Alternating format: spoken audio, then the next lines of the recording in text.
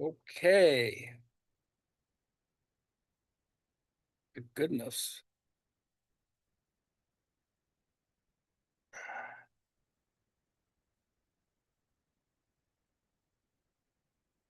God damn it.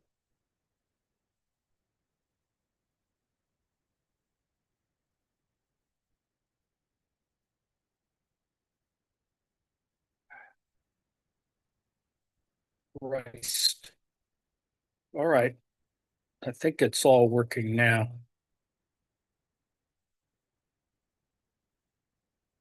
It's my fault.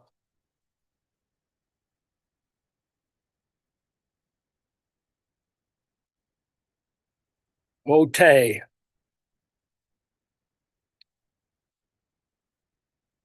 Welcome to Wednesday office hours. And if you've been following along, you'll note that I am beginning to get things together. They seem to have presented themselves in this sort of massive array of things, but they are actually beginning to, as they say, congeal. So I'll talk a little bit about that. On Sunday, I have to do the over at Daily Coast. I have to do the anti-capitalist meetup. Um, so I'm doing a version of that that is more simplified, of which you'll hear part of it today, and um, it'll have some of the ideas worked out, but here I have much more going on. There's a lot more to work out, and so you're getting either the benefit or the curse of that bit of activity. So we've been looking at a whole bunch of issues that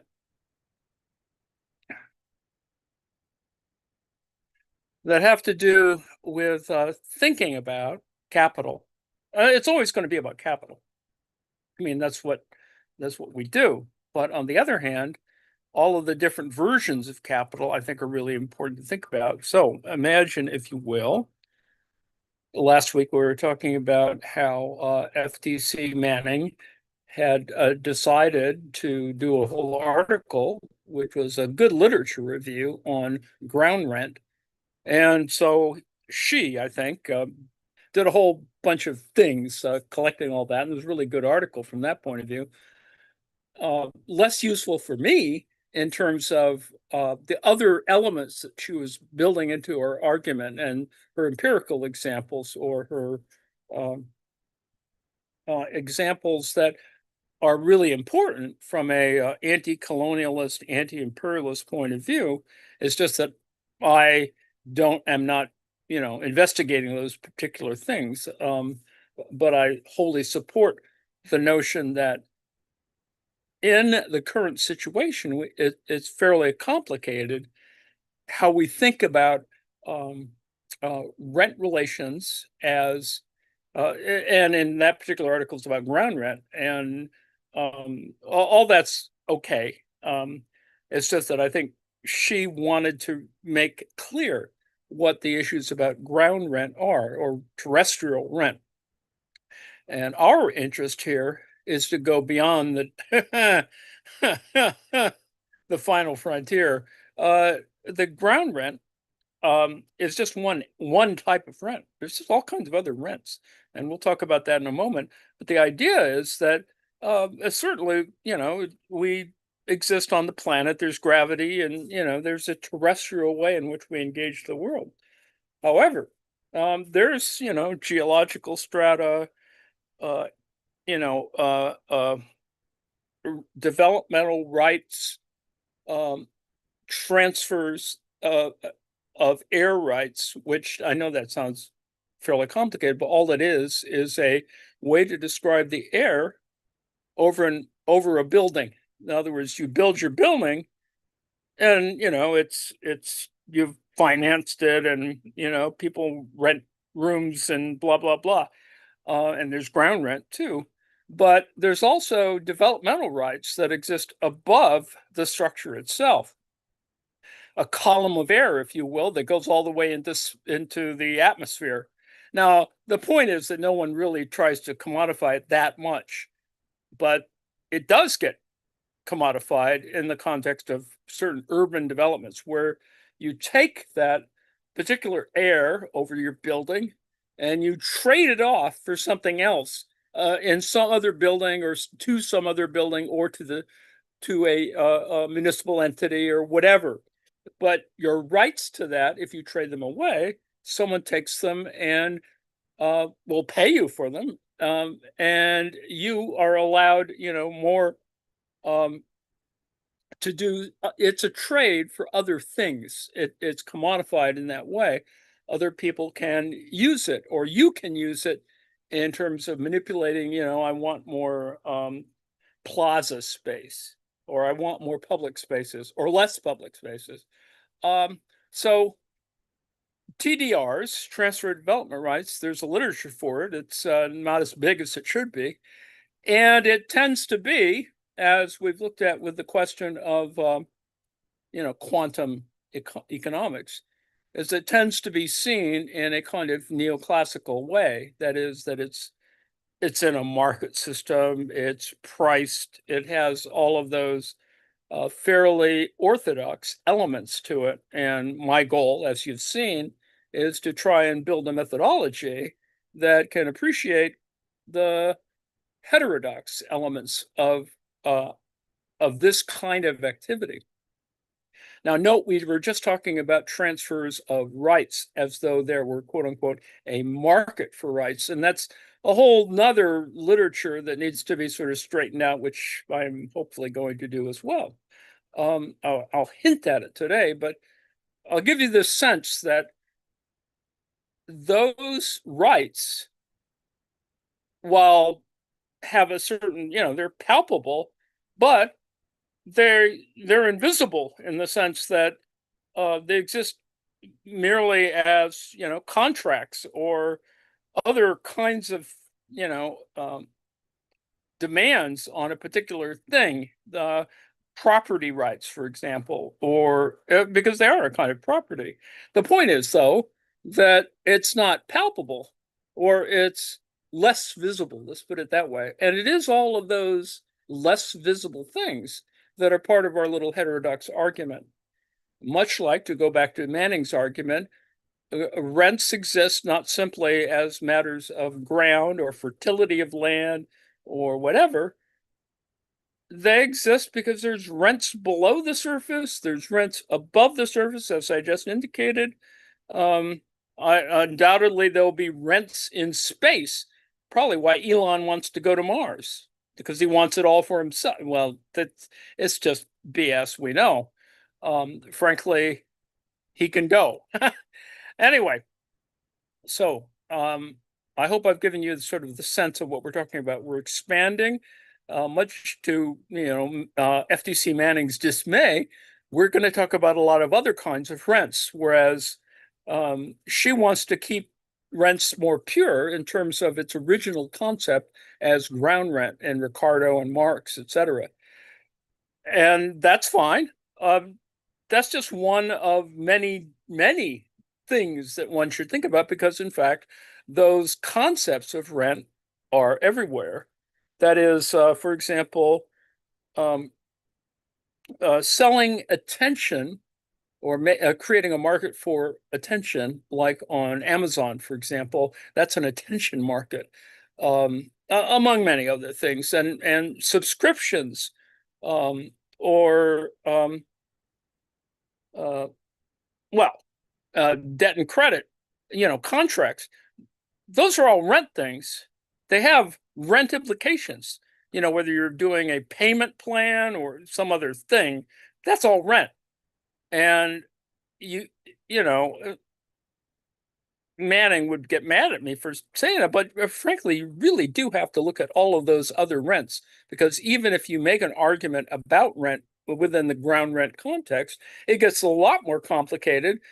As part of her article points out, that, and I introduced another article that I will show a little bit, at least one diagram from today, that talks about how all of these other little rent things are, problematic. I mean, they're part of this whole constellation of things. Whereas a Marxist would say, or heterodox, economic political economists would say, well, they have no labor equivalents, or and make some, wave their arms around.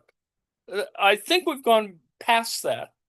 That we don't need to be tied to a specific type of labor theory of value. We can talk about a kind of work, a kind of energy, a kind of way in which all of this fits together without having to. I mean, if we go back to the original argument, that is the idea of a labor theory of value, which was really important for building a book called Capital in the 19th century to make what the struggles were for working people intelligible, to be able to say, okay, well, this is where you're getting screwed. This is the thing about wages. This is the way in which your time is being manipulated. And this is how some of that stuff gets cleaved off, and people gain wealth from it. So that's important. But the reality, of course, in the post 2008 argument about financialization since the Great Recession,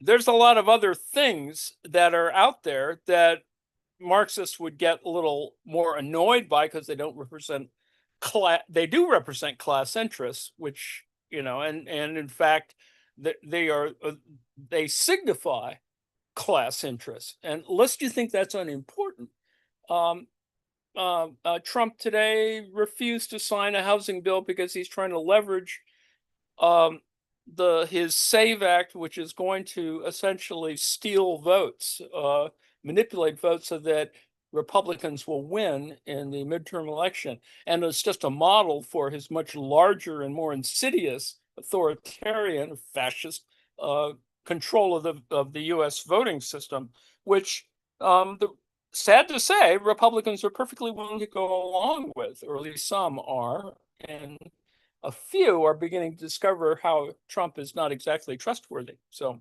anyway, that's for another conversation. All right. The the way I set this thing up, we go all the way to the end here. I asked the LLM a few questions, and I do it to sort of check my work. The reason why I do it is to check my work, and so I asked it about David Harvey and the Grundrisse in the context of the idea that Harvey does in his book on the Grundrisse, his last big book. I mean, he's published something since then, but the Grundrisse book, I think, is going to be important going on, for the next decade or so. It just to raise certain kinds of questions that are very David Harvey oriented, but that they suggest other ideas. So I looked into it because he is concerned about this concept of totality. Now, I know that sounds like a highfalutin technical term, but totality, it's the way in which we talk about a sort of whole integrated system that we're sort of in. And totality is a way of sort of accommodating a whole variety of sets of perceptions and interactions, social relations, all of that sort of stuff. And Harvey talks about it as you can see here, as a rich totality of interconnected processes, which is what we're going to do partially today. And he tries to give it as one might, that the Grundrisse signifies for Marx's writing a kind of, sort of addendum, if you will. I mean, Grundrisse means foundation. It is foundational in that sense. Um, but it is this idea of it is a discussion of capitalism here as a dynamic, evolving system shaped by internal contradictions, which is pretty much what it is. Now, the reason why we've introduced certain other kinds of ideas that are more quantitative or maybe a little complicated for some folks, it introduced that because we need to in following Harvey's and other folks' sort of ideas, capital is not a static thing, but a process in motion. It's important to read the Grundrisse, Marx's Grundrisse, as a holistic ecosystem rather than a linear argument. And it's unfortunate that so many, including Marxists, tend to focus on certain linear versions of variety of arguments. And that's fine, but they need to acknowledge, as some of us are wont to do, that there are nonlinear elements, and no different than, for Einstein, there are non-Euclidean elements that we sort of need to think about because they're sort of part of what's here. So capital is not a static thing, but a process in motion composed of multiple overlapping circulation circuits. And you've heard me yak about this before, and this is sort of where it's coming from. The idea that Department 1 and Department 2 signify certain, or there's two departments, a production and a distribution or consumption department, and that they are just part of this larger thing with a whole bunch of circuits, some of which spiral, some of which are parallel. And that interact to sustain or destabilize the whole system. So that's kind of the idea. And without rehearsing what the LLM cranked out, there's a whole bunch of other things there that you might pay attention to. But the idea of a organic totality, a complex interdependent system where disruptions in one circuit, right, a credit circuit, a production circuit, distribution circuit, can cascade through the whole. This holistic view, David Harvey argues, is essential for grasping capitalist crises and their spatial, ecological, and social dimensions. So, this is I would assert to you, this is no different than Steve Keen talking about structural dynamics in, the modern economy, the modern global economy. It's really not any different. It's just that Keen is looking at it from a sort of a big data econophysics, as it were, because there is a kind of a significant amount of the numbers come from certain things about mechanics, about physical sciences, much like Machover and and theirs come from, I think, chemistry. Their dynamic model comes from a certain thing from chemistry. But anyway, no different than the concern that Bellamy Foster has in writing about Engels and Marx, that, you need to sort of think about the role of physics as well as the role of biology. And if you've read Bellamy Foster's book, you begin to see how that all comes together in the 19th century. That is, you have arguments about evolution and about biology and about, but in parallel, you have physics, being developed, and there's this kind of, and I think Bellamy Foster does a good job of explaining why these things converge in the 19th century in really interesting ways. And yes, that's complicated. Yes, it's beyond most people's thinking. And yes, Bellamy Foster is sort of cataloging or chronicling the development of, as it were, Marxist or materialist science, because he talks about meetings of Soviet scientists from the Soviet bloc and blah blah blah blah. All of those things are part of this larger awareness that a lot of people don't have, that a fair number of scientists are actually historical materialists or dialectical materialists. They just don't talk about it. I mean, they're there. They do stuff, but that doesn't interfere with their being physicists or whatever. And so, whatever. We all have hobbies. This one is mine. So anyway, without yammering too long. So there is Harvey consistently links the Grundrisse to modern problems: financial crises, automation, urbanization, and the rise of China. He sees Marx's analysis of capital's contradictory dynamics as a guide to navigating today's political and economic turbulence especially regarding AI, artificial intelligence, and global inequality, which is kind of where we are right now. Right now, and is precisely why we're looking at much more complex, complicated ways of thinking about, political economy. That can include econophysics and quantum stuff. So, anyway, um, what I was working through in this particular idea, because if you've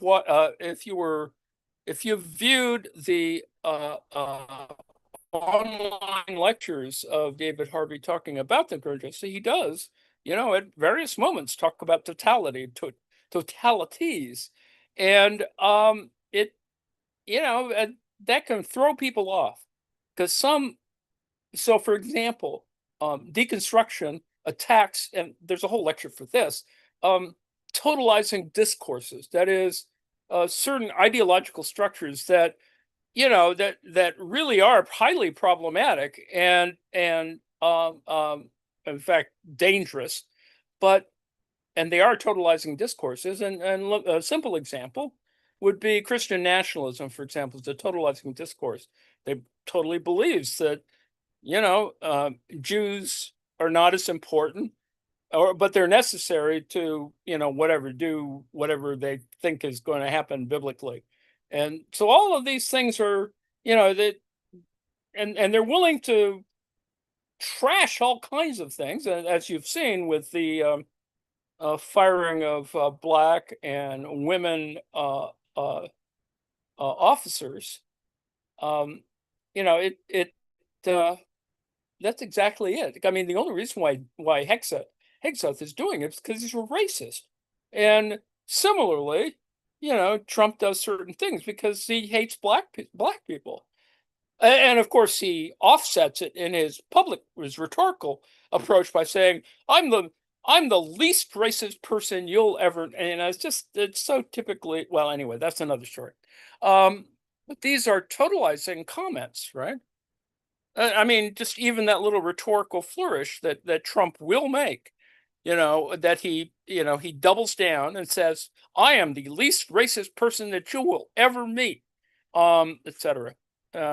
Anyway, so I looked at, and I let the LLM do a little bit of the work, is to define the difference, and you'll see this in the text, the difference between uh, totalities, thinking about totalities. So it kind of works through all of that, and helps clarify, or at least for me, where David Harvey is coming from. And so you can see, despite David Harvey saying he doesn't like reading Hegel, Hegelian Marxism, history of society is viewed as a single, evolving totality where every event makes sense only in relation to the whole. That's the whole underlying Hegelian underpinnings of Marxist dialectic. And you need to get a handle on that in order to sort of figure out other stuff. And also, you need to understand it in order to talk to other people, because some people get really nuts about that. And, accuse a class enemy or whatever. Um, and then the concept of ontology refers to the sum of everything. And we saw this introduced as we were talking in weeks before about the difference between ontology and epistemology. That is a theory of being, and this I'm oversimplifying, and a theory of knowledge.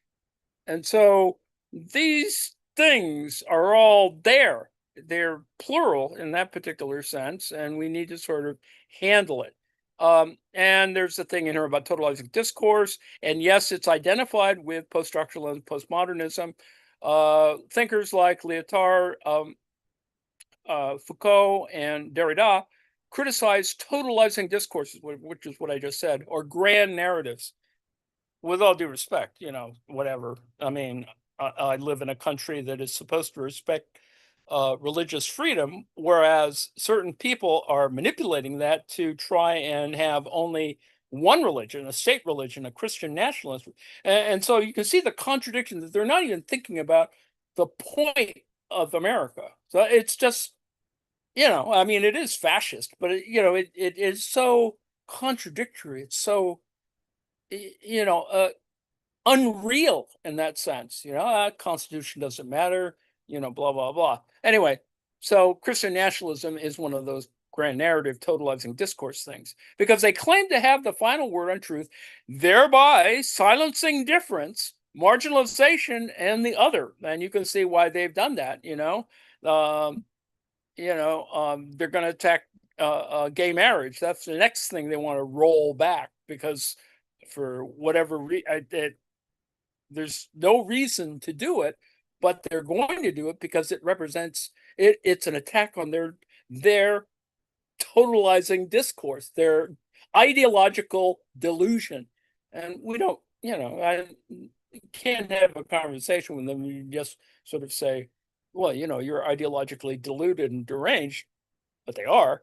We can have discourse and yak about that stuff, but the reality is that they have an ideological predisposition towards these kinds of authoritarian elements. So anyway, so the reason why I do LLM stuff is because I like the fact that it kind of cranks out, even though sometimes it's not accurate, things into charts and tables. And I'm just happy that it does that because it just saves the time for me to have to work through what that is. And it allows me to take the information and sort of fix it when it needs to be fixed. So if I give you a reason for why I use LLMs, it is simply it's a tool to help my thinking, not to think for me. So now there's a whole bunch of other things that are and I close this particular piece today because I came across something that I dealt with many years ago. I think it was in the 90s. Uh,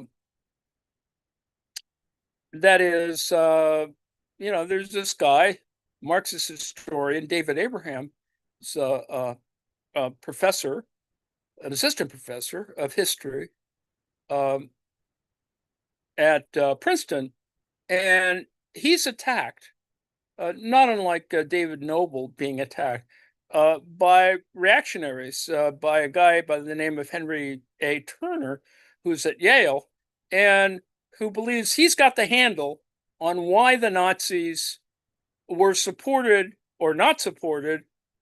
Yeah, because that's the way the argument sort of breaks. Is the Marxist argument would say, well, the capitalists did support the Nazi Party. Well, it's not as simple as that. And you need a much more complex analysis of what the German economy was and German culture and the party system and blah, blah, blah, blah. And so it's a lot more complicated than that. But this guy Turner, because he's a reactionary, decided that he would destroy David Abraham's uh, reputation and ability to get tenure. I mean, it was clearly vindictive, personality disorder at work. It wasn't about sort of, measuring the argument by itself, but rather, seizing on like one little thing where he didn't put in a proper notation, accusing him of this massive plagiarism, which it wasn't. And you can see that. I mean, people, actually, there's a whole thing on this. But needless to say, the long story short, Abraham's, um, uh, it's not like he is denied tenure, but in fact, it turns into lawfare, right? Suing people and there's this other guy, Gerald Feldman at Berkeley, who weighs in on this, but it's all at the level of sort of rhetorical insult and manipulation of the court of public opinion, and literally destroys Abraham's position in the field. And so Abraham, I assume he's going through a breakdown.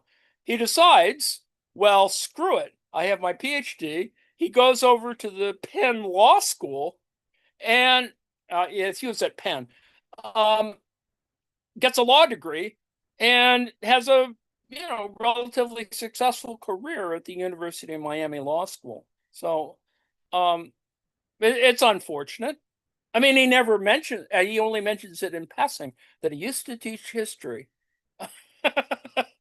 um, and that whole episode is still there. There's whole literature on it, and I included the reference to it because I think that people need to sort of see how stupid some people are, and this is also authoritarian behavior because this guy Turner, who's dead now, um, believed himself to be the final word on the question of, because he'd actually written later on a book on, and there's a thing that we've been looking at, a little pod on, um,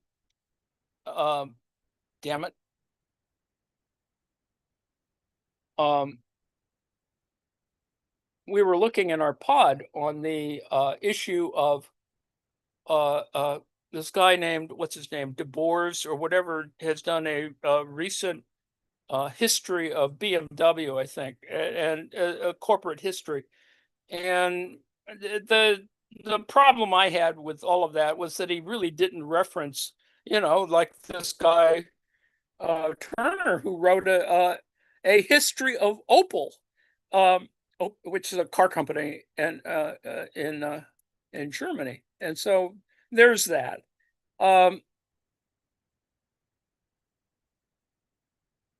So I that's a diversion I put in here, and but you should really see, it's a very tedious story.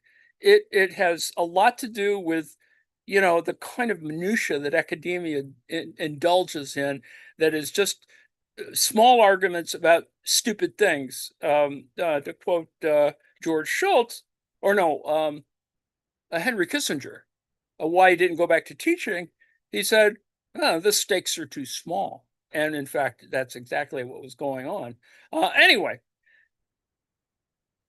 so I put that at the end, as I normally do. I sort of do all of this backwards to kind of, when I do these little Wednesday things, is to give you a sense of that this is foundational. It has basic elements to it, and it's not that complicated. It's just you need to just sort of get a handle on some of these elements. So for example, just to remind myself, the definition of teleological thought, because you're going to see that sort of thrown around as well. The tendency to ascribe purpose to objects and events is useful in some cases, that is, encouraging explanation seeking, but harmful in others, fueling delusions and conspiracy theories. That's exactly what goes on. It's the Trump administration. It is this idea that, fake news or whatever, this is just all BS that is built on certain teleologies.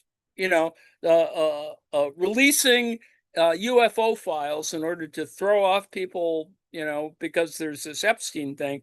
It's all That's all teleological. It throws people into a different direction when in fact the evidence is all there. It's just that they're holding on to it and don't want to release it. So anyway, that's all by that. So there are two articles here. There's a Maroney and DeFranco article that talks about spatial justice, a fundamental or derivative notion, which is sort of a fascinating little way to ask the question. But this also indicates, and they have charts too, um, to show the differences in the way in which you see how justice is applied, that there are actually different little spaces for justice, or rulemaking or lawmaking or legal issues in the city. And lest you think that's unimportant, all of this stuff with ICE and detention and all that other stuff is part of us. It's a spatial justice problem. Um, but nobody's well, very few people are analyzing it from that point of view, and I would assert that they should. Not that I'm going to do it anyway.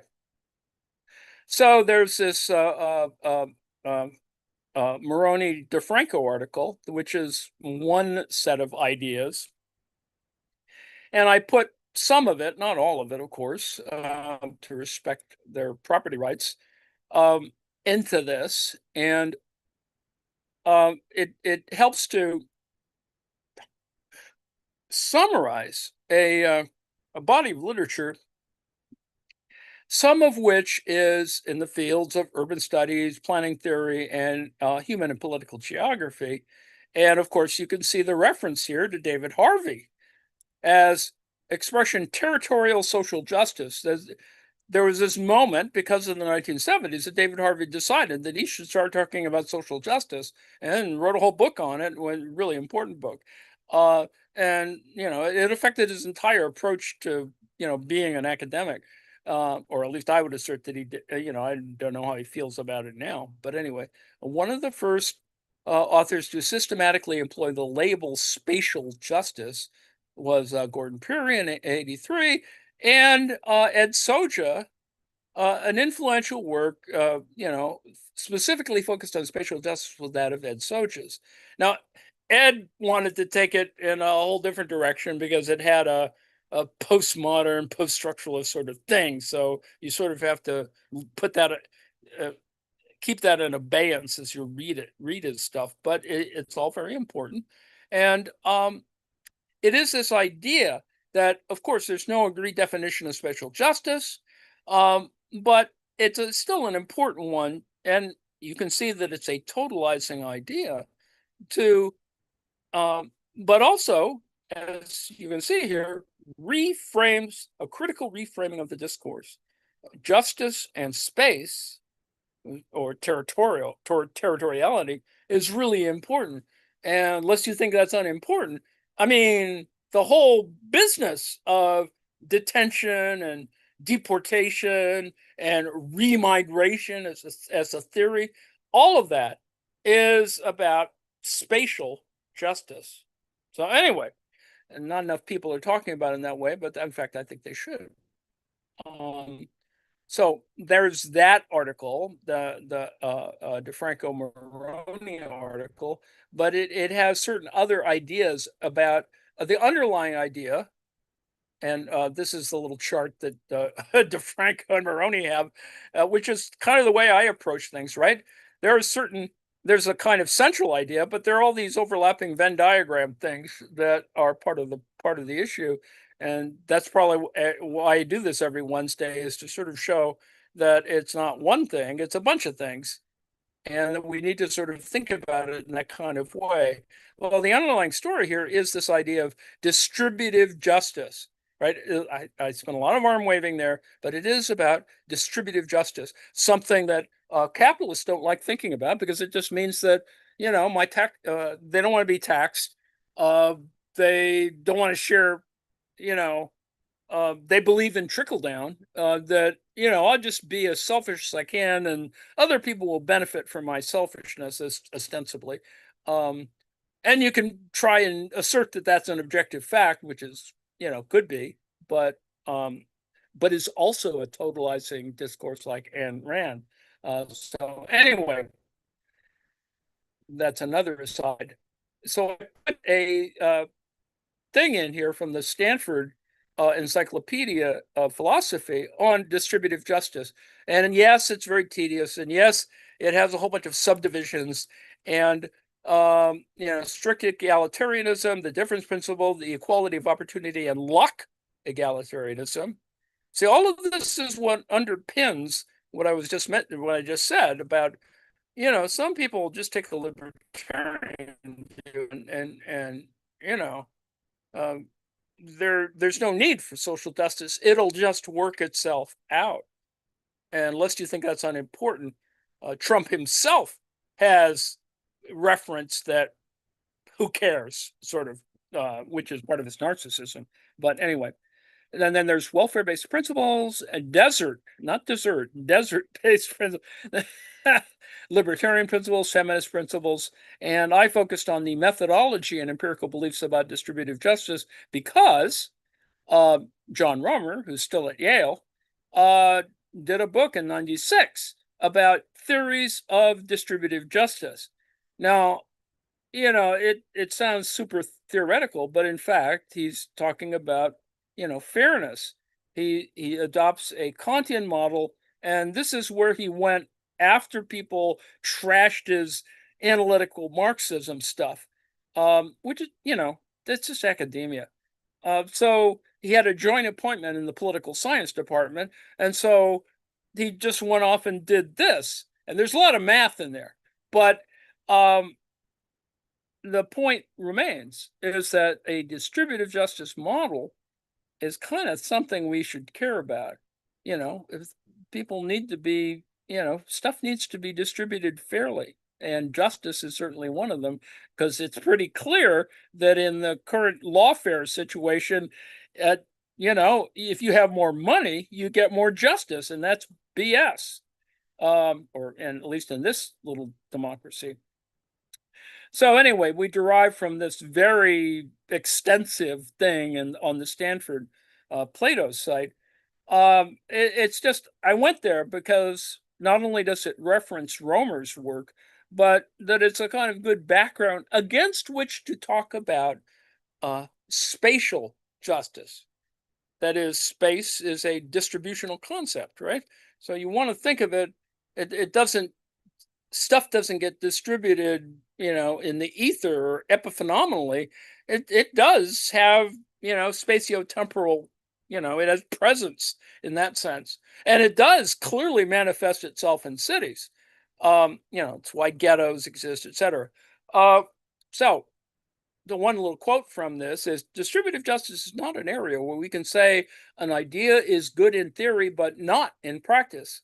Because if it is not good in practice, it's not good in theory either.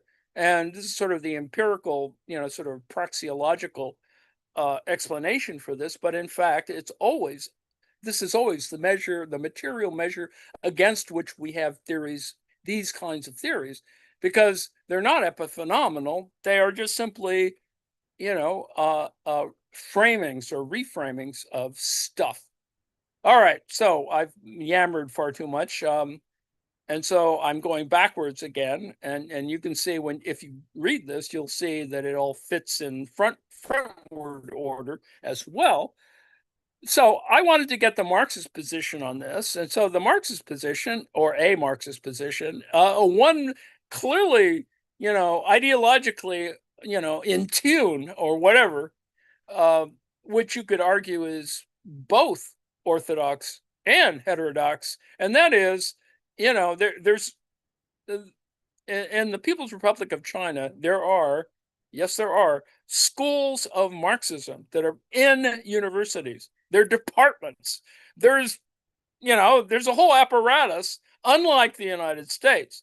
And so their academics write about all kinds of stuff. And in this particular case, Xu Ping and He Jiaochu, Zhu and He, wrote a little article called Distributive Justice and Common Prosperity in the Perspective of Marxism.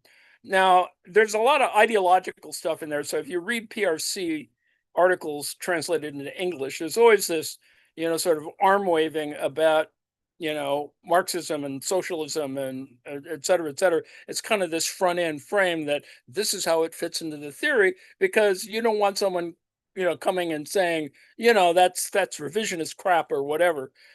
So you have to sort of wade through the kind of ideological front end frame of literally most of these articles that are published in the PRC, which is amusing on the one hand. On the other hand, you got to sort of work through it.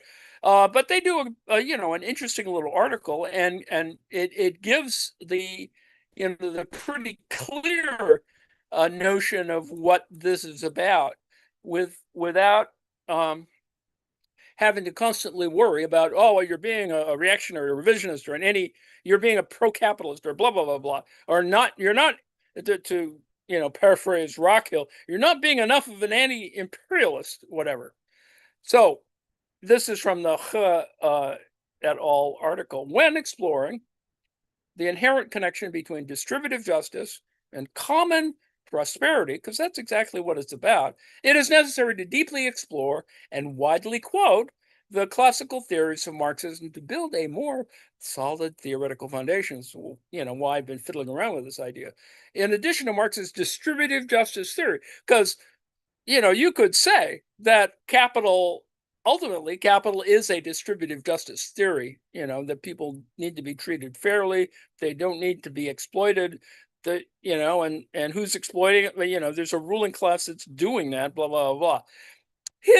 Marx's surplus value theory and historical materialism are also indispensable analytical tools.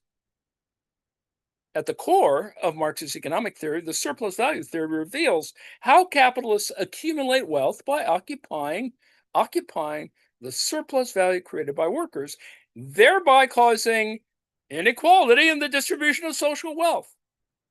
And you don't have to be Robin Leach to sort of champagne wishes and caviar dreams, right? This is all there. Under capitalist production relations, workers can only get a living wage while capitalists occupy the surplus value created by workers for free.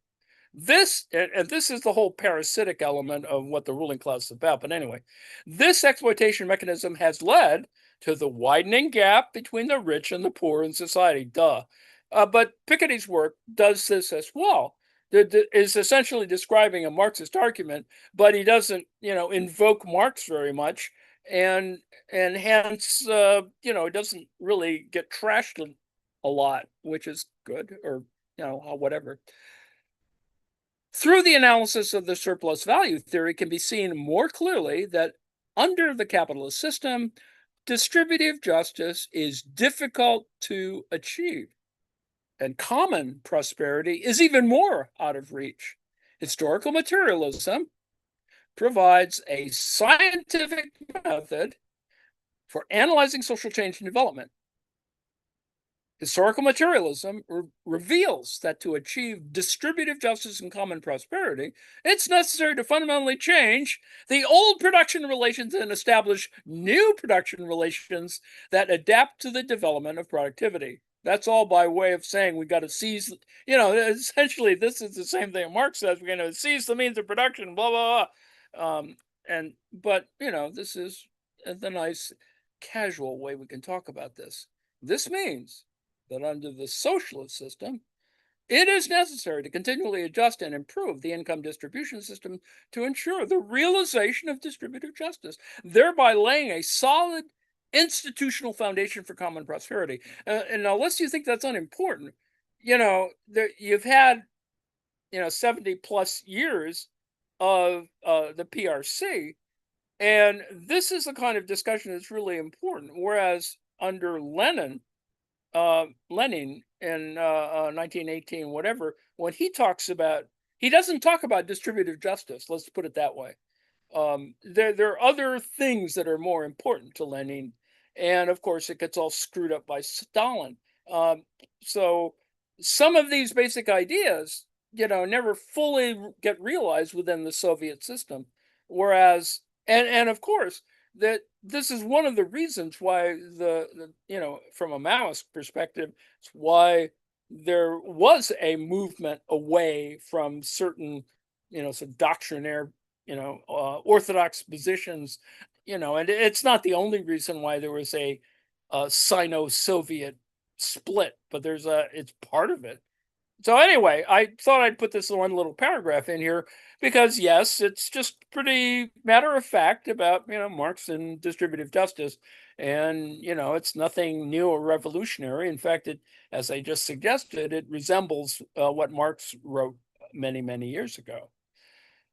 So that's by way of getting the back end of my argument put together. But now I'm starting to write about it. So let me begin, as it took me however 50 minutes to get to my front end comments, the things that I'm trying to simplify it, make it intelligible, bring it in as a thesis statement, as you might say. So thinking about rent theory and distributive justice measured under financialization and how it structures the layering of natural cultural surfaces. And this is a way of talking about it geometrically in that sense. So demand and supply, stocks and flows, spatial capital, spatiotemporal capital, not the same thing, electromechanical spectrum capital.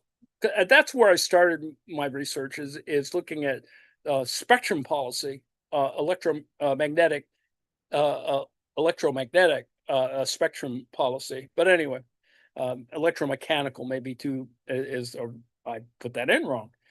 It is electric. Well, anyway, geological and geophysical capital under financialization, et cetera.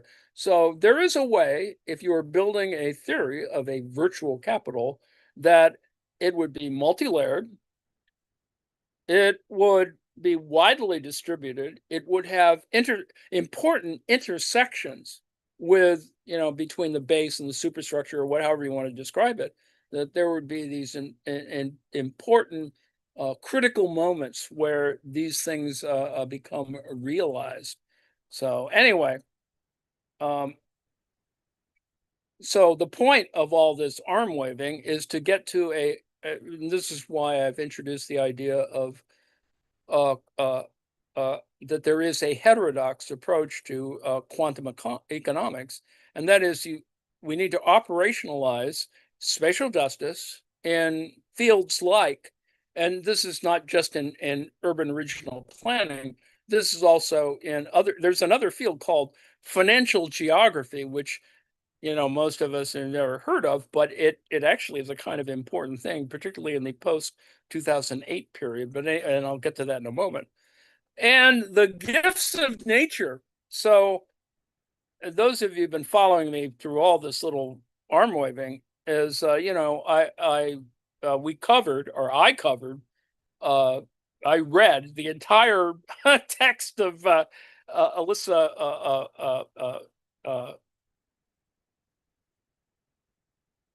the Gifts of Nature book, and the point of all of that was to get to a point where we could talk not simply about the difference between uh, uh, quote unquote natural capital, or that is the gifts of nature, the things which capitalism finds as, it's just free, but it's not free.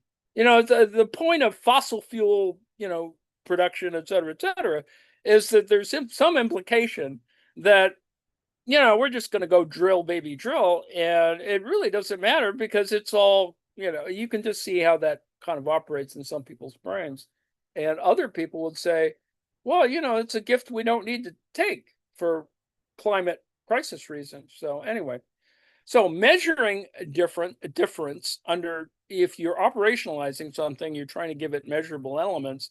So measuring difference supports a deconstructive purpose. That is, which is the point I've been pursuing, is the idea of measuring capital indexically. So it is indirect, but yet still inferential. So, that I'm probably have to put more stuff.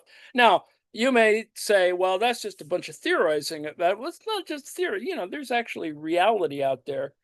And I refer back to one of my favorite little events, and that is the Bundy Ranch problem of 2017 or whatever, 2016, 2017.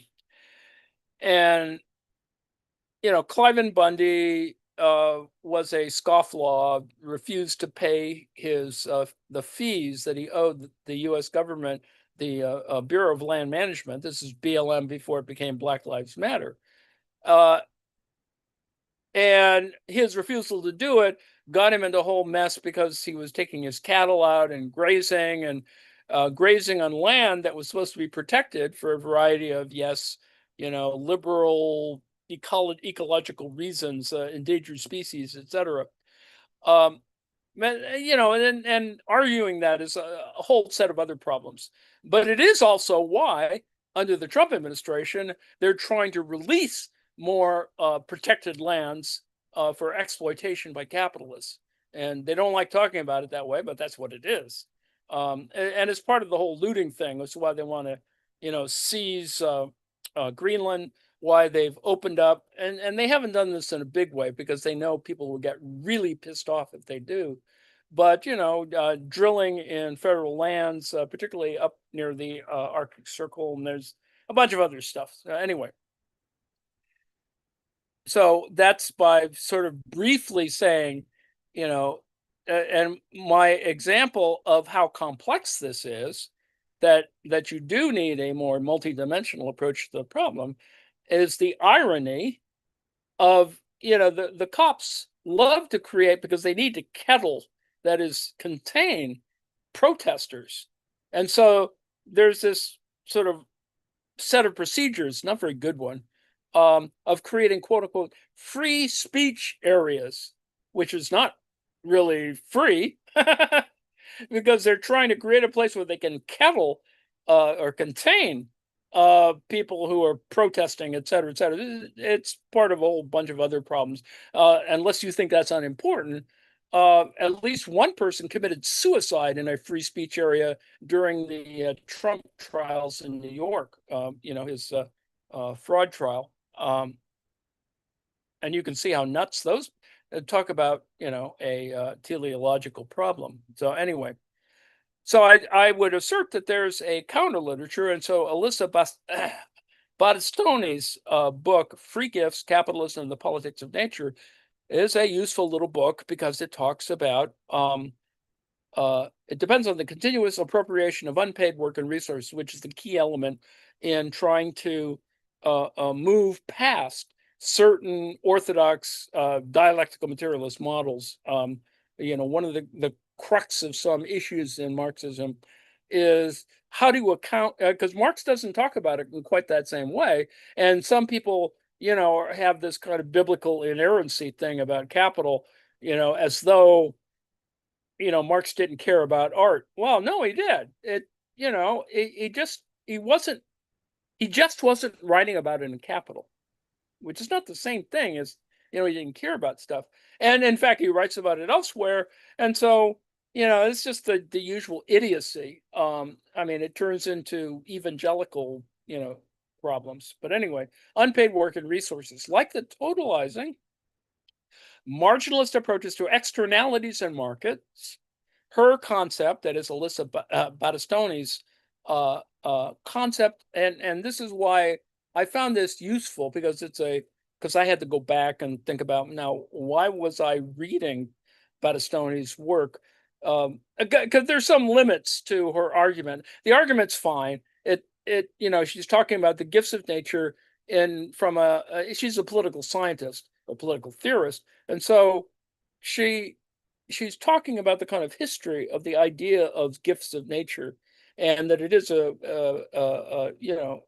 part of liberal democracy, if nothing else. It's the idea that you should be able to, benefit, and this very 19th century, in a utopian way, benefit from all the gifts of nature. And in fact, that's kind of what we still do, you know. In our little pod, we have foraging, and foraging is a kind of taking advantage of gifts of nature. But anyway, so her concept of suprassumption, and it's a neologism. In fact, I don't think you can find a definition of it even on the internet, but except in reference to Battistoni's work. So it extends the Marxian, and you'll note that I spent several weeks on the concept of subsumption to get at the problem of critiques of the labor theory of value, because you need to sort of fully explicate the notion of subsumption in order to not get into the kind of there's a sort of a logical trap that you wind up with, that when you try and defend or appreciate labor theories of value, because people will say, well, you believe in labor theory of value, so everything you say after that is bankrupt. Unless you think that's unimportant, people actually do that kind of stuff. So looking back at it, we need to sort of be careful about how we talk about these things. And so subsumption, going back to Hegel, allows us to assume that there are more abstract elements going on, and that that's not beyond what humans can do. And that when humans do that, they're doing a good, ontological work. The kinds of things that Bellamy Foster talks about, that a bunch of other people talk about, that's the social ontology that has been sort of at work in a lot of people's writings.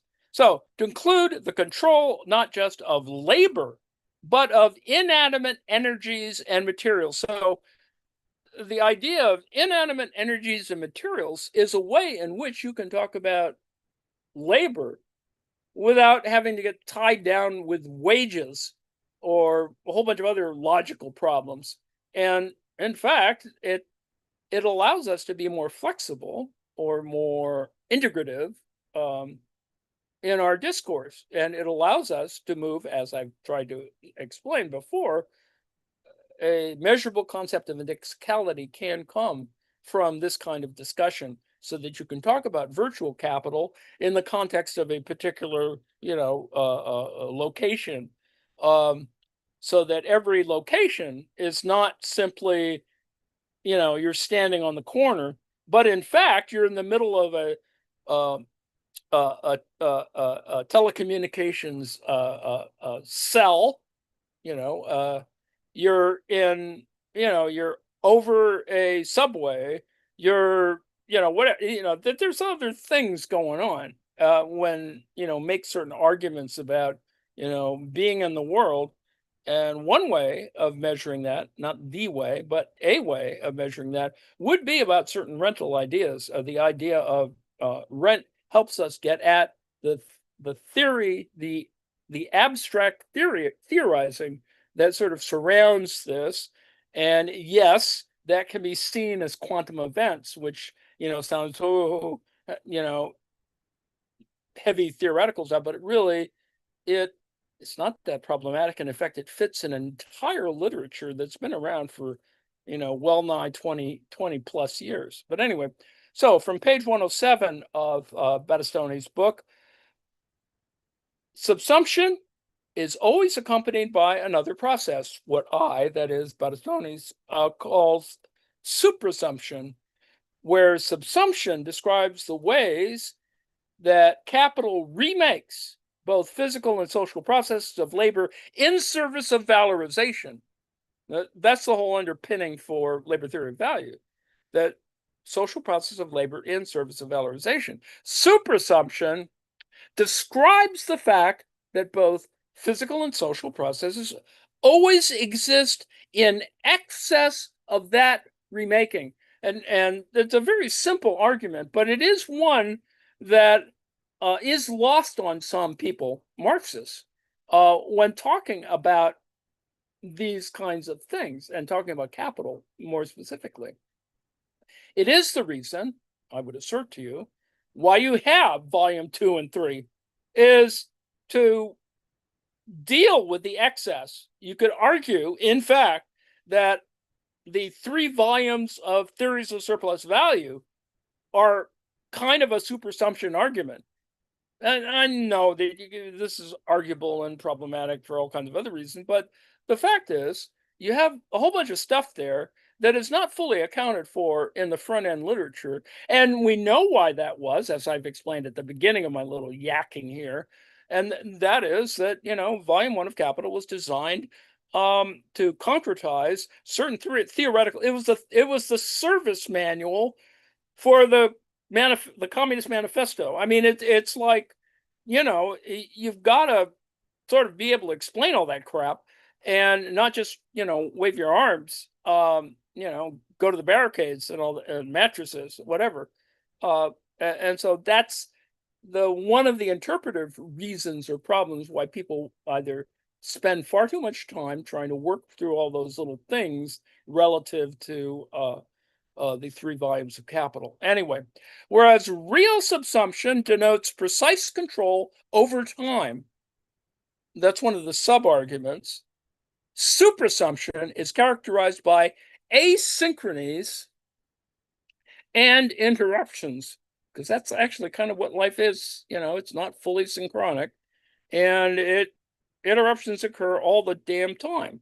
So whereas subsumption describes the smoothing out of rough edges, the fitting of disparate components into a continuous and finely tuned whole, suprassumption describes, and this is important, the friction inevitably generated by speed up. This is, like Amazon, the unintended byproducts that attend commodity production, the stubborn intrusion of the concrete into the smooth circulation of abstract value, and the places where the material labor process spills beyond its containment by capitalist social forms.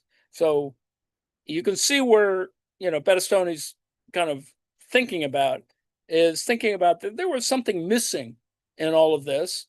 And part of it is, of course, that Bellamy Foster's talked about. There's this whole ecology. There's this whole, the metabolic rift. There's all this stuff that doesn't get fully articulated in Marx unless you sort of read between the lines and sort of note, well, he was sort of thinking about this stuff at exactly that time, and we know this now because we've spent far too much time looking at his stuff, his writings, and which is why the Grundrisse, to go back all the way to the beginning, is why the Grundrisse is important, because the Grundrisse doesn't get published. The Grundrisse sits around for a while, and doesn't get republished until the middle of the last century.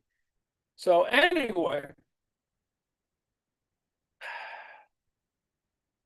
so subsumption occurs in all forms of production, even those that seem most perfectly controlled. In some instances, as we will see, it is significant enough to preclude the material transformations that real subsumption requires. But importantly, this does not mean that such processes, damn it, that such processes stand outside of capitalism.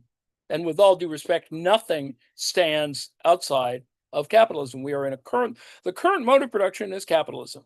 We'd love it to be socialism, but that's just doesn't happen. It's not going to happen. I mean, you could argue that Soviet Russia did that for a little while, but it's kind of not. It never was fully complete and always screwed up by World War and capitalists and other things. Capital can effectively dominate production even where it doesn't immediately command the labor process. And in fact, relinquishing control over production per se can be a strategy for capital accumulation under conditions of extreme natural variability and the high risk that accompanies it. So you can see that this does operate under capitalism. And unfortunately, we have countless examples in terms of outsourcing, risk taking, nuclear power. In fact, is part of it, can be described this way. Whereas subsumption describes capital's absorption of production processes, supersumption often prompts what Alyssa says, Battistoni says, call its abdication of them. So that's an interesting point, and you really need to sort of think this through.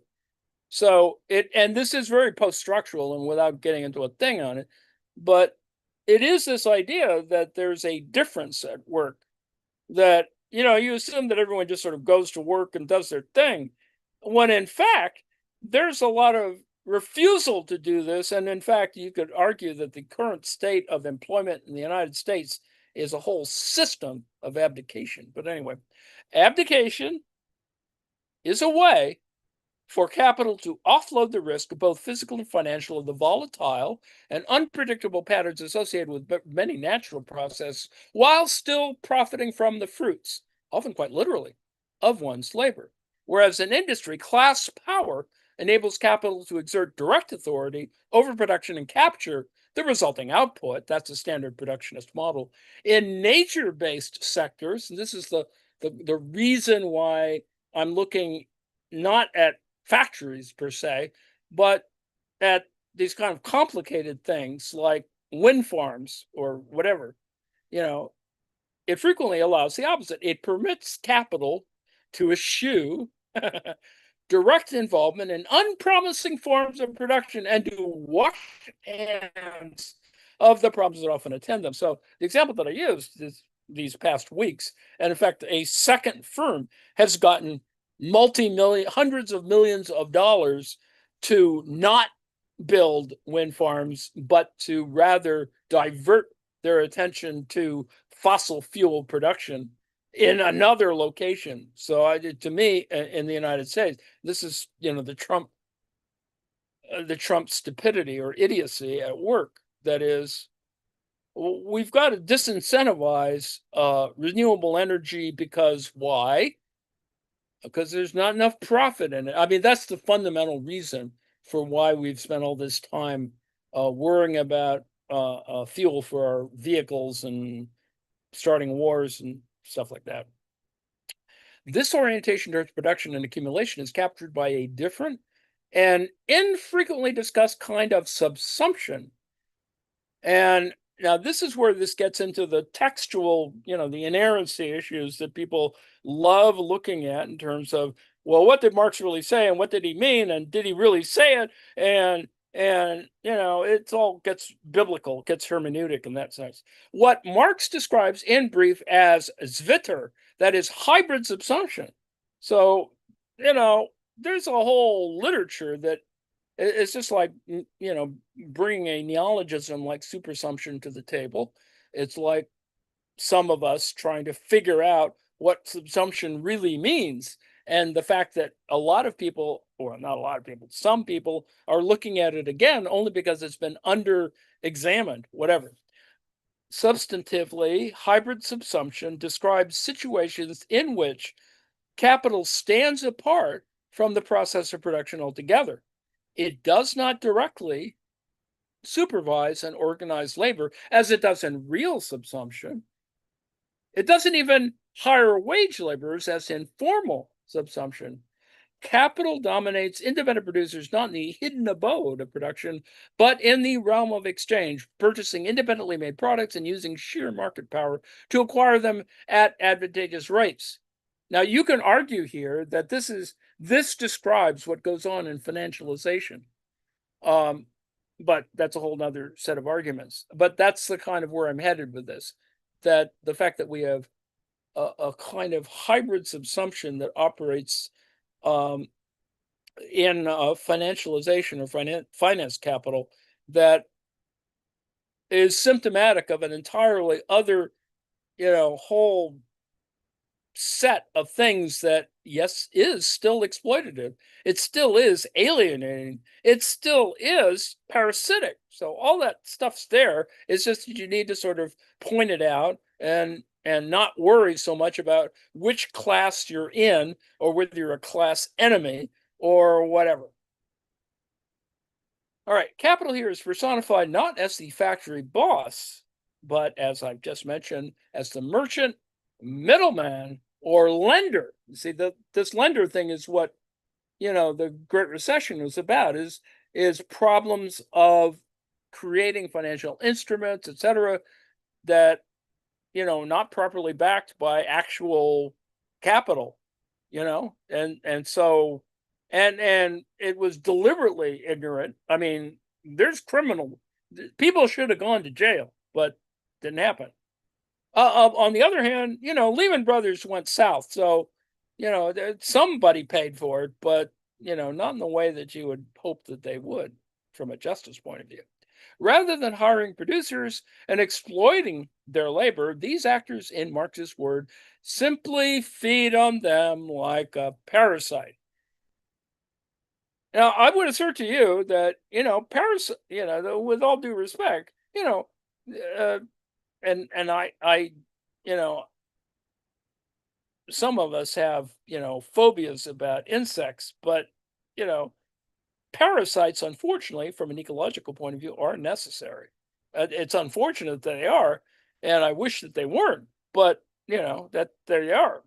So that little sequence from Battistoni's work is useful to suggest that we can have a wider point of view about finance capital and about financialization and about things like what Michael Hudson talks about in examining the history of the Great Recession or the financial crisis of 2007, 2008, or 9, however you want to talk about it.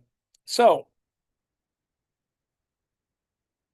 the point that we're making here is and this is Battistoni again, it becomes intelligible in a society organized around commodity exchange where usefulness can exist without taking the form of exchange value. Now that's actually, that's the crux of some people's problem with value theory or value form. But anyway, that's another story.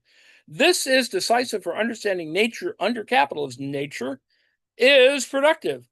But what matters is that its contributions occur for free for capital. Unless you think that's unimportant, that's it. It's the reason why you can fight about mineral resources out in the ocean. Um, what claim do you have for the moon? Whatever. They're indispensable, yet they do not appear as commodities in the same way as other inputs, which is true. In this sense, this is still Battistoni. The free gift is the shadow of the commodity. See, we're already getting into, we're talking about indexicality, right? The shadow of the commodity. See, Marx just talks about commodities. But he does, he doesn't explicitly talk about shadows, but when he talks about commodity fetishism, he's actually talking about this, sort of indirection that is connected to the commodity. So anyway, it names forms of usefulness that do not appear as exchange value and helps us grasp how capitalism transforms the status of what it depends on, but does not, and what often cannot fully commodify. So that's the whole point of my waving my arms about contract rights, subscriptions, all this other stuff. This is kind of hybridized commodity forms that are problematic and, needless to say, bring down entire economies. And yet, all that capitalists can do is react or bail out these things and not move to the next point, which is where most of us from a radical or revolutionary subjectivity are, is, we need to move in a whole different direction. Anyway, that is why the free gift needs to be treated as a serious category and understood specifically as a capitalist one. So this is me writing now, because this combines something. Marx talks about seaweed in the volume 1. So not that he does extensive stuff on it, but the fact that he thought about it is really important, or at least to me, to my mind, it allows us to have a better handle on Yanis Varoufakis's techno-feudalism. And how do we do that? Let's talk about seaweed. So much like Marx considered seaweed and gold mines, mining for gold, leaving us more to consider in terms of forming a giftable commodities. Even distributive justice, and this is the point I've been making with all my arm waving, even distributive justice is commodifiable, unlike virtue. On the lawfare landscape, there's a kind of surface or territory for distributive justice. It is commodifiable, and so it sits in something that might be a market or market-like, but in fact might not be. And it's a problem generally in a whole other set of literature, like contracts, and there's a economics literature on contracts that is, fortunately or unfortunately, it's probably because it's in French, not identical to legal literature on contracts, even within the critical legal studies, discipline, whatever. Like development rights for urban airspace, which I began our little yakking here, or the Minerals Management Service. Now, there used to be a minerals management service for a fair amount of time in the United States, but once you had Deepwater Horizon, nobody wanted to talk about minerals management service again, unless you think that's unimportant. These are the people who allocate auctions for drilling oil for oil. And this is, they were supposed to regulate Deepwater Horizon, blah, blah, blah, blah. So, like development rights for urban airspace on Minerals Management Service, which is now the BOEM, that is the Bureau of Ocean Energy Management, rights auctions as capital. Now, the argument I'm making here is that a rights auction that is for auction for minerals or spaces or wind farms, because wind farms are sited or auctioned in a similar way, not identically, but they then partially because bureaucrats are lazy, I think, or I guess, I assume. They create these auction apparatuses. So, for example, spectrum auctions in 1996 resembled auctions for minerals or wind farms or whatever. Um, so, but you see, some people would say, in a kind of totalizing way, that all auctions are alike. Well, they're not. I mean, there are whole varieties of auctions, so that's a whole nother story. Um, as capital in a variety of virtual forms, ultimately we get back to the issue that these, because they are so disintegrated, uh, uh, or indeterminate, or however you want to talk about them, they're virtual. So attention, for example, is the new extracted labor, much like software subscription is vampiric. And some of you may not care about that, but some of us don't own our own software. We have this licensed, we have to get the updates, blah, blah, blah. We have to read the EULA notice, which we don't do anymore. Anyway, so so part of the argument here, among many other things that I'm fiddling around with, is how do you conceptualize an attention economy? And yes, there's a literature for it. And yes, most of it is a kind of neoclassical literature and doesn't appreciate, for a variety of reasons, a much more virtual approach and I don't even want to brand it as virtual. It's just a much more heterodox approach to the argument. So I am defending why I'm not a class trader, building tools to analyze capitalist corruption since there's so much of it in the open, and that's kind of where we are now. And the temerity of Trump or his illness, his mental illness, is to see what the hell they can get away with. And that's kind of the ultimate in, narcissistic arrogance and, whatever. And the people in the ruling class, sort of are happy to have Trump there because he's the clown. He's the rodeo clown for their activity. He diverts attention because that's his deal.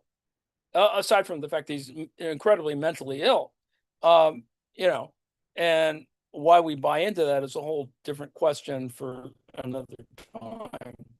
So, if economic agents and markets exist in states of probability, which is all of what I've suggested here, that we have more indeterminate, more irregular, more broadly configured markets, if we even want to call them a market, or activities, groupings of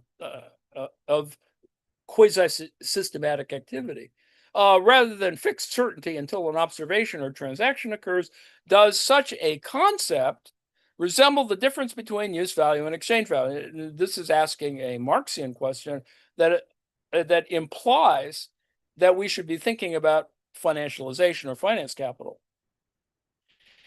And so I asked the LLM, is it Bayesian? In other words, it's about, expectations and probability distribution. So the LLM says it is, but then again, the LLM is a bit of a sycophant. It treats economic value not as a static constant, which is the classical view, but as a dynamic probability distribution that only resolves into a fixed observation, that is exchange value, when a transaction occurs. Now, this is a fundamental for financialization and a whole bunch of other things about capital. So anyway, this perfectly mirrors the transition from the subjective potential of how use value to the objective realization of exchange value. So in that sense, and I got the LLM to talk about Bayes, talk about Bayesianism, in the same context as Marx's theory of value. So I find that even more amusing, just from a personal point of view. So we're back to our quantum point.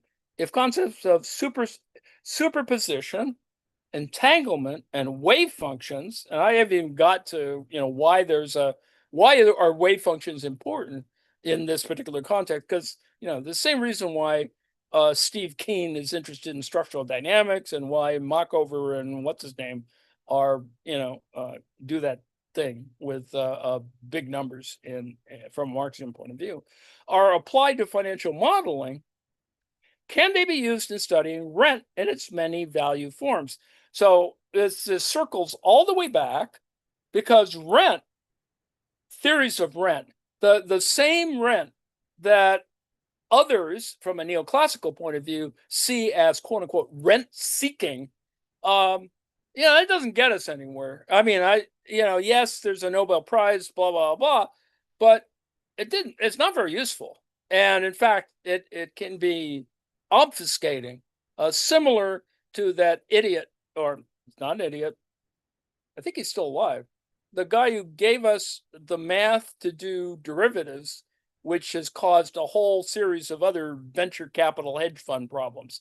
And while at the front end, that was kind of a cool idea from a mathematical, computational point of view, it is also what caused, or I would assert, contributed to the 2008 financial crisis. But anyway, that is a Nobel Prize winner who did math on derivatives is actually a he's not, well, you're not going to sue him or anything, but anyway, it suggests that economic agents of markets exist in states of probability rather than fixed certainty in the lab, which is what we just said.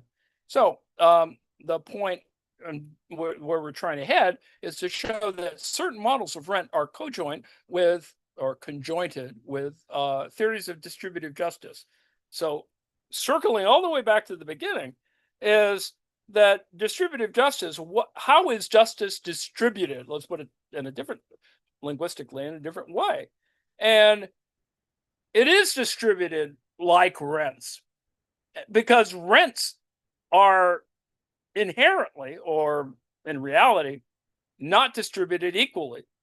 And that gets us into a whole other business about, what is land worth, what is, using footage measurements. There's a whole software thing that measures floor area as a function of being able to estimate development rights or transfer development right stuff. And all that's quite interesting, but it's highly arbitrary, clearly bureaucratic, and easily corrupted for the usual reasons, because capitalism loves realtors for some reason. It's why realtors are doing our foreign policy, which is arguably treasonous, but that's a whole nother story. All right, I've used up all my time. Let me see if there were any brickbats or questions, or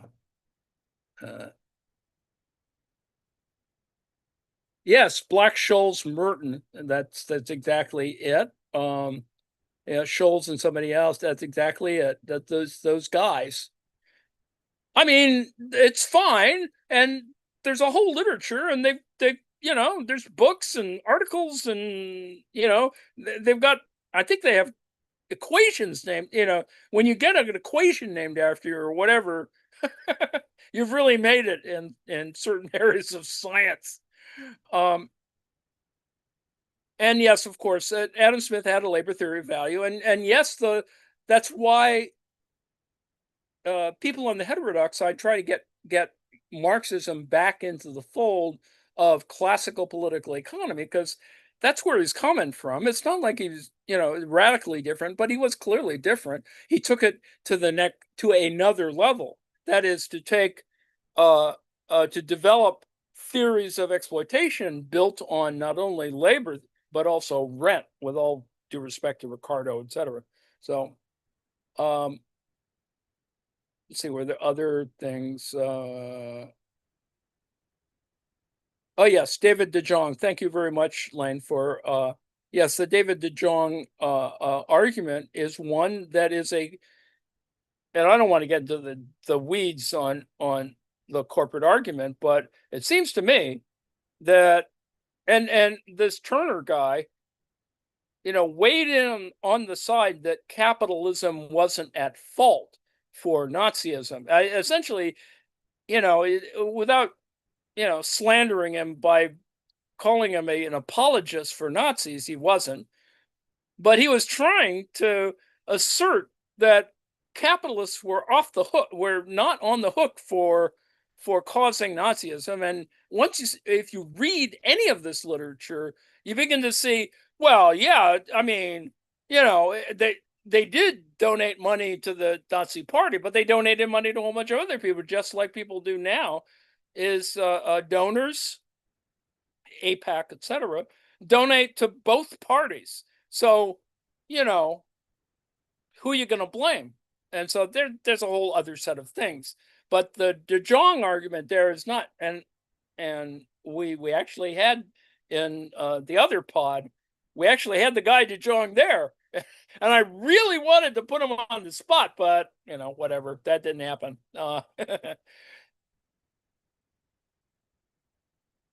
So anyway, that's it. I'll stop now. Leave you to your regularly scheduled program, and I assume spirituality and activism is coming on later. So I'm going to go back to the meeting and shut off the live stream.